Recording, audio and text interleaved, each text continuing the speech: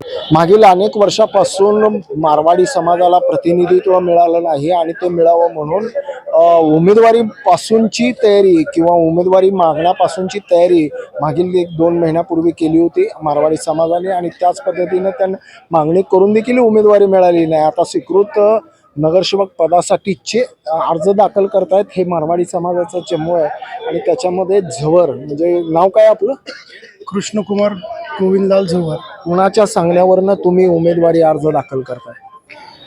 सांगण्यावरनं म्हणजे मारवाडी समाजातील युवकांना यंदाच्या वेळेला प्राधान्य द्यावं अशी मागणी युवकांची एक मोठी फळीची बैठक झाली।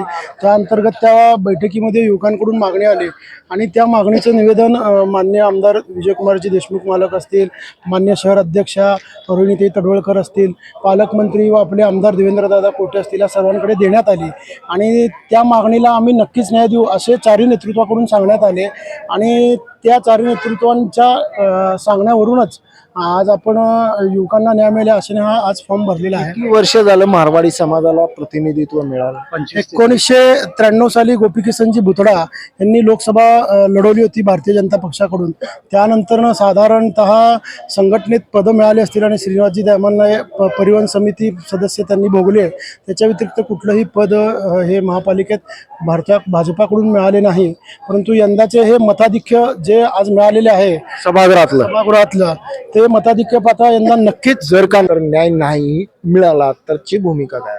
तरची भूमिका म्हणजे आपण भारतीय जनता पक्षाचे कार्यकर्ते तुम्ही पक्षाचेच आहात हो, पण तुमची भूमिका काय असेल? भूमिका म्हणजे पक्ष हा न्याय देणारच, दुसरी काही भूमिका नाहीचा। पक्ष हा यंदा न्याय देणारच आहे। आमदार साहेब असतील आणि पक्षाचे इतर जे वरिष्ठ आहेत, शहर अध्यक्ष असतील, पालकमंत्री असतील, या सर्वांकडून आम्हाला आश्वस्त आहे की पक्ष यंदा न्याय देणारच आहे।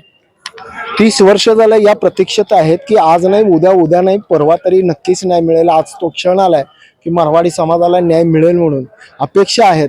जर का नाही मिळाला तरी पण आम्ही कुणाशी तक्रार करणार नाही, कुणाला आम्ही काही बोलणार नाही, पक्षाचे प्रामाणिकपणे काम करत राहू असं म्हणणारा हा मारवाडी समाज यावेळेस तरी कदाचित भाजपाच्या वरिष्ठ नेत्यांकडून यांना न्याय मिळणार का याकडे आता सर्वांचं लक्ष लागून राहिलं। ब्रेन न्यूज करता यासिन शेखचा मी नितीन पाटील।